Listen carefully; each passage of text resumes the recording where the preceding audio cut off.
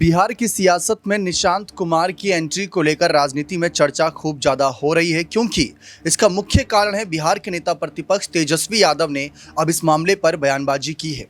वैसे तो साल की शुरुआत से ये चर्चा थी कि निशांत कब आएंगे। बीजेपी और जेडीयू के बड़े नेताओं की इस मामले पर चुप्पी देखने को मिल रही है, लेकिन दूसरी तरफ विपक्ष इस मामले पर अपनी राजनीतिक रोटियां सेक रहा है।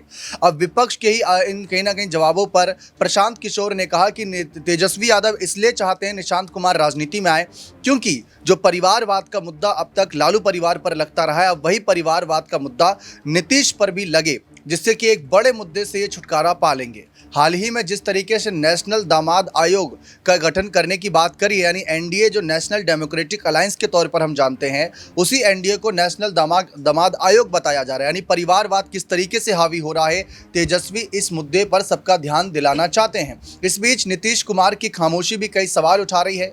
प्रधानमंत्री जी का अब दौरा भी होना है बिहार में, तो उसकी भी चर्चा खूब हो रही है। इस बीच हमारे साथ अमन सर मौजूद हैं, इन सवालों का जवाब लेते हैं कि निशांत राजनीति में आएंगे नहीं आएंगे, ये एक बहुत बड़ी मिस्ट्री बन गई है। इस पर जेडीयू के सीनियर नेता कुछ नहीं कह रहे हैं, नीतीश कुछ नहीं कह रहे हैं, लेकिन जो जूनियर नेता हैं, जिनको हम कार्यकर्ता देखें या फिर पार्टी विपक्ष के नेता, वो इस मामले पर बयानबाजी कर रहे हैं। कैसे देखते हैं आप? देखिए, बिल्कुल निशांत को लेकर तमाम तरह की बयानबाजी चल रही है। आपने सही कहा, क्योंकि आप देखें कि लगभग उनकी उम्र 50 के आसपास हो गई, लेकिन अभी भी पॉलिटिकल तौर पर वो एक्टिव नहीं है। हमने कुछ दिनों पहले देखा कि जो नालंदा से जेडीयू के सांसद हैं कौशलेंद्र, वो ये बात कहते हैं कि भाई जो निशांत है उनको इस्लामपुर से चुनाव लड़ना चाहिए, बहुत अच्छे चुनाव जीतेंगे। यानी कि पार्टी के नेता चाहते हैं कि निशांत जो है वो पार्टी की बागडोर संभालें और साथ में चुनाव लड़कर कहीं ना कहीं सीएम पद की दावेदारी पेश करते हुए नजर आए। लेकिन यहाँ पर जिस प्रशांत किशोर ने एक अलग तरह की बात कही है कि निशांत जो हैं वो राजनीति के लिहाज से अनफिट अपने आप को समझते हैं और नीतीश कुमार भी नहीं चाहते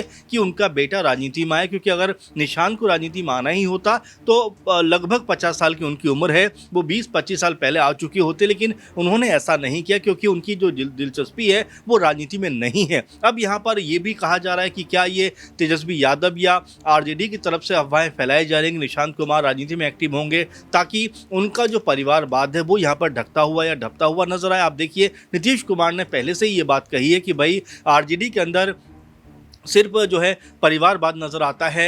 लालू यादव के बाद आप देखेंगे तो पत्नी मुख्यमंत्री बन जाती हैं। इसके बाद आप देखेंगे तेज प्रताप यादव भी कह सकते हैं स्वास्थ्य मंत्री रहे और पॉलिटिकल तौर पर एक्टिव रहे। तेजस्वी यादव तो है ही, मीसा भारती है। यानी कि एक तरीके से पारिवारिक जो राजनीति है वो आरजेडी के अंदर चरम पर दिखाई पड़ती है। अब यहाँ पर नीतीश कुमार की अगर बात करें तो क्या वाकई में वो ये चाहते हैं कि उनका बेटा जो है राजनीति के मैदान में आए? क्योंकि अब तक अगर वो चाहते, क्योंकि 20 साल से मुख्यमंत्री वो हैं, अगर वो चाहते तो उनका बेटा किसी भी पद पर बैठ सकता था, वो कोई मंत्री बन सकते थे या कुछ भी, मतलब ऐसा किसी भी महत्वपूर्ण पद पर जिम्मेदारी निभा सकते थे, पार्टी में भी निभा सकते थे। लेकिन अभी तक निशांत जो है बिल्कुल राजनीति से अलग थलग रहे। लेकिन अचानक से उनका नाम इसलिए भी सामने आ रहा है क्योंकि जो नीतीश कुमार हैं उनकी कई तरह से जो स्वास्थ्य संबंधी दिक्कतें सामने आ रही हैं, खासकर जो मानसिक स्थिति के बारे में कहा जा रहा है कि वो उतनी तरह से एक्टिव नहीं है। आप देखेंगे बीते दिनों जिस तरह से जब राष्ट्रीय गान होता है उस वक्त वो है एक अलग तरह की हरकत करते हुए नजर आते हैं, हंसते हुए नजर आते हैं। इसके अलावा आप देखेंगे कि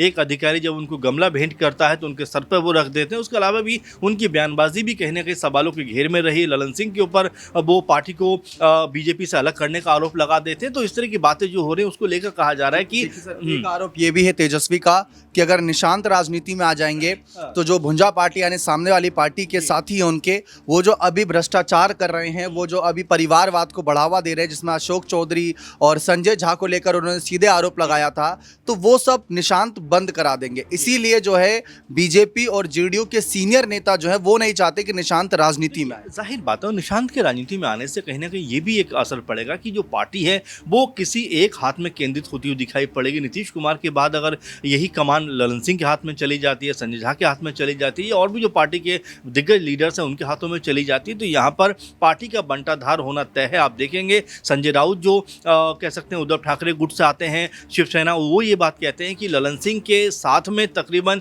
6-7 सांसद हैं, अगर वो चाहें तो पार्टी को 2 हिस्सों में बांट सकते हैं। ये लगातार बातें उठती हुई दिखाई पड़ी। इससे पहले भी जब आरजेडी और जेडीयू के ताल्लुकात अच्छे थे, दोनों की सरकार थी, उस समय भी ललन सिंह की एक तस्वीर तेजस्वी यादव के साथ में खूब वायरल हुई थी। उसके बाद उनको कार्यकारी अध्यक्ष पद से हटा भी दिया गया था। यानी कि कहीं ना कहीं डर का भाव ज़रूर है। इसीलिए लोग ये भी चाहते हैं, खासकर जेडीयू के, कि अगर निशांत आते हैं तो जितने भी ये नेता हैं ये शांत होते हुए दिखाई पड़ेंगे, क्योंकि यहाँ पर निशांत जो है वो चीज़ों को संभालते हुए नजर आएंगे। और यहाँ पर जो आधिपत्य स्थापित करना चाहते हैं बाकी बड़े लीडर्स, उनका भी कहीं ना कहीं एक तरीके से उनके ऊपर रोक लगती हुई नजर आएगी। इसीलिए कहा जा रहा है कि निशांत अगर पॉलिटिकल तौर पर एक्टिव होते हैं, राजनीतिक कह सकते हैं क्षेत्र में आते हैं, या इस बार जो है चुनाव लड़ते हुए दिखाई देते हैं, तो यहाँ से उनकी स्थिति पार्टी के अंदर मजबूत हो सकती है। क्योंकि नीतीश कुमार अब पार्टी को संभालने की स्थिति में पहले की तरह नहीं रह गए। पहले की तरह जिस तरह से आप देखते थे बहुत ज़्यादा एक्टिव दिखाई पड़ते थे, उस तरह से वो नज़र नहीं आ रहे हैं। तो ये भी एक सवाल बन रहा है कि क्या अब नीतीश कुमार भी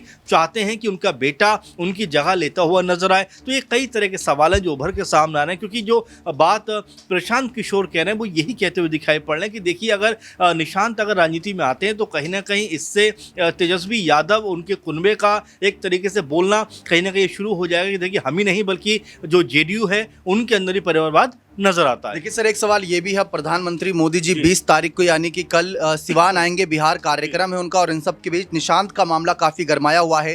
कहीं तेजस्वी के मन में ये तो नहीं कि अगर निशांत कल को परिवारवाद के नज़रिए से आगे आ भी जाते हैं तो जो मोदी जी परिवारवाद के खिलाफ हैं, कहीं वो पीछे ना कर दे और निशांत लालू आवास यानी कि आरजेडी के साथ अलायंस कर ले, तो ये भी एक उम्मीद की किरण दिख रही है। देखिए बिल्कुल, और राजनीतिक में जब भी इस तरह की चीज़ें आती हैं, यानी कि चुनाव जब आते हैं तो बहुत सारे समीकरण बनते हुए और बिगड़ते हुए नजर आते हैं। आप देखेंगे नीतीश कुमार ऐसे नहीं हैं कि जो एक ही दल के साथ चलने वाले व्यक्ति हों। अगर इसी 5 साल की बात करें तो 2 से 3 बार मुख्यमंत्री की शपथ लेते हुए नजर आते हैं। कभी बीजेपी के साथ नजर आते हैं, कभी आरजेडी के साथ नजर आते हैं, अब फिर बीजेपी के साथ हैं। तो नीतीश कुमार खुद यहाँ से वहाँ जाते हैं। लेकिन महत्वपूर्ण बात यह है कि क्या निशांत को वो राजनीतिक तौर पर आगे करते हुए नजर आएंगे, और क्या निशांत भी कहीं ना कहीं पॉलिटिकल तौर पर अब एक्टिव होना चाहते हैं। क्योंकि चलिए 30-40 साल की उम्र ऐसी होती है कि आदमी नहीं सोचता ज़्यादा इन चीज़ों के बारे में, लेकिन अब जब उम्र के इस पड़ाव पर आ गए हैं और पिता को अपने बेटे की ज़रूरत है, तो क्या वो अपने पिता की जो एक विरासत है, 20 साल से लगातार मुख्यमंत्री हैं, क्या उसी को वो आगे बढ़ाते हुए नजर आएंगे। क्योंकि नीतीश कुमार ने अभी भी